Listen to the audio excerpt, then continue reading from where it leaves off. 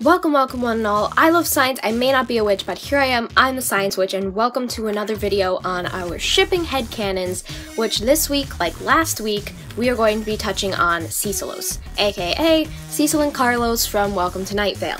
In case, I don't think I've said this before in any of my shipping headcanon videos, but I use shipping memes off of Tumblr for these, which it's like, which one of you or who does this? And you answer. So, I'm just going off of these, and I have a list in front of me, so, since it's incredibly hot and me talking a lot is going to make it even hotter, I'm gonna try and keep this one pretty quick. So, who doodles little hearts all over the desks with their initials inside of them? Is that even a question? God, that's definitely Cecil. Oh my god, that's 100% Cecil. I mean, you hear how he talks about Carlos. He would I bet, like, all over his desk, there's hearts everywhere around, and with him and with Carlos's name in them and everything, and they just keep on adding up as the years go by that they've been together, and it's just, I bet he's gotten probably scolded at by station management, however station management would go about scalding someone, considering they're, like, perceived as a black mass of shadows and tentacles. But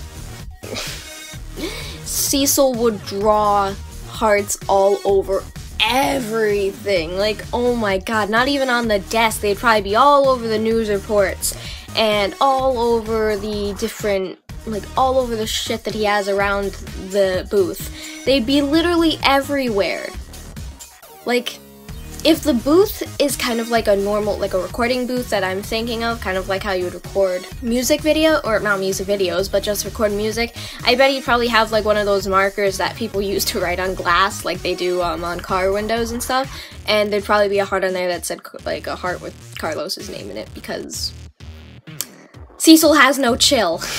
Who falls asleep last, watching the other with a small affectionate smile? I'm gonna have to go with Carlos on this one because, as you know from Cecil's broadcast and everything, he very much admires Carlos on his show, and he does it very verbally.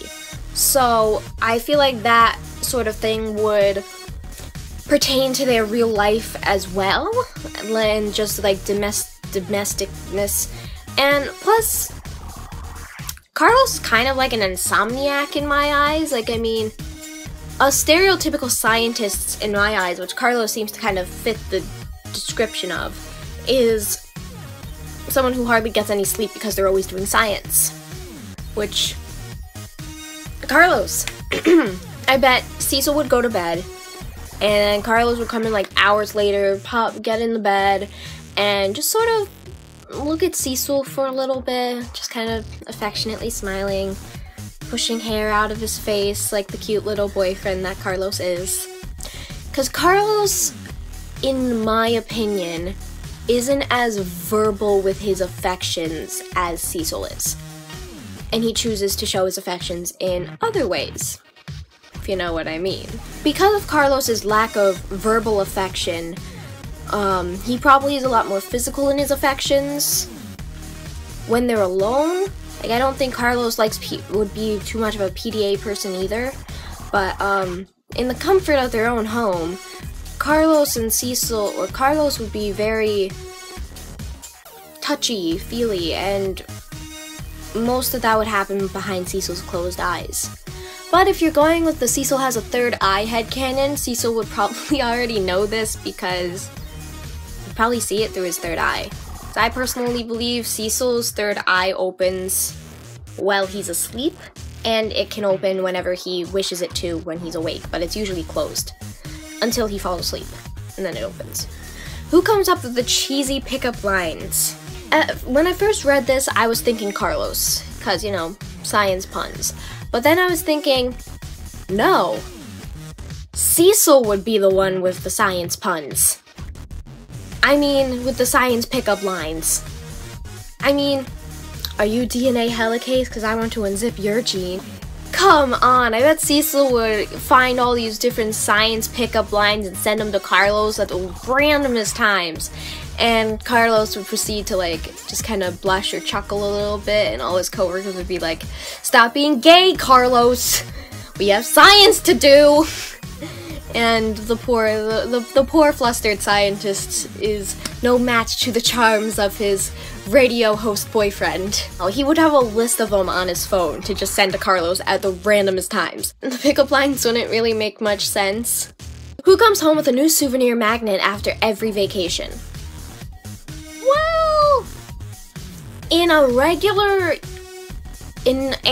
where Nightvale is just a normal town and like, you know, not kind of like fucking crazy, I think it would be Cecil, cause like everywhere they go, him and Carlos go, like it would kind of become like a tradition thing where he would bring home a magnet every time, and then eventually their refrigerator is just covered in magnets. I don't know where else to go with that. There's just magnets everywhere because Cecil makes a little tradition, or like Cecil makes a tradition out of it and always buys magnets. Who convinces the other to fill out all those couple quizzes on the back of the magazines? Cecil?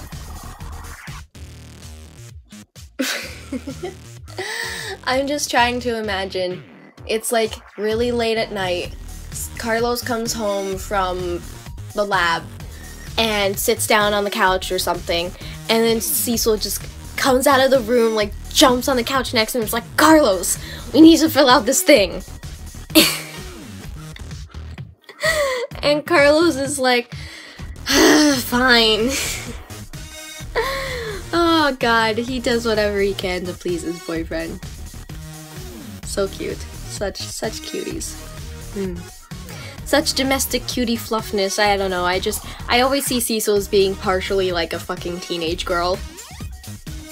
Especially with like those magazines and quizzes. Like, it would just be so cute. And like I can just see it, Cecil like on the couch, like bouncing up and down, looking at Carlos like, come on, I wanna fill it out. And Carlos just answering all his questions because he loves seeing his boyfriend so enthusiastic about these kinds of things. Number 5, we have who gets the couch when they have an argument. Carlos. Sorry boy, you get the couch because I see Cecil being very combative, and to the point where he refuses to lose an argument. I mean, not like too badly, but like if they get over some kind of petty little argument, Cecil would probably be the one to get angry sooner and would kind of just lock Carlos out of the bedroom, and Carlos would be like, well, it's another night on the couch. And I mean, I don't think Carlos would take it too personally, and I also don't think Carlos would have the heart to lock Cecil out of the room if they got into a fight, because Cecil would always come over and apologize like really quickly after, and just kind of like try and make it up to his boyfriend in any way he can, if you know what I mean. That's pretty much it, guys. This is it for Cecilos. The next ship analysis / headcanon video, I'm pretty certain I know what ship I'm going to do. So, I mean, regardless of whether I'm going to do that ship or not, you guys know what to do. If you have a ship that you'd like me to analyze or discuss headcanons on, leave a comment down in the comments below with that ship.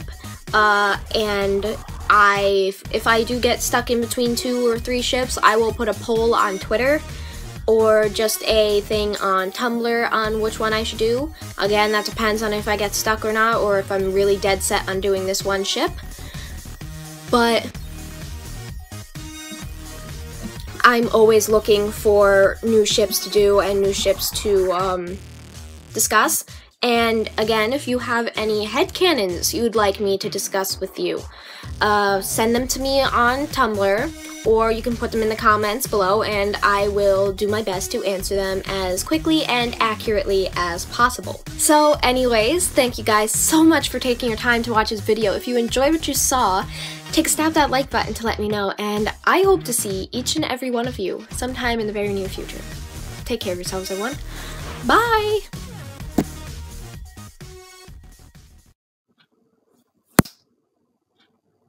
Damn it, I missed it. There's a gnat. Oh, I found it. Yeah! I got it! Nice. Ew. Ew.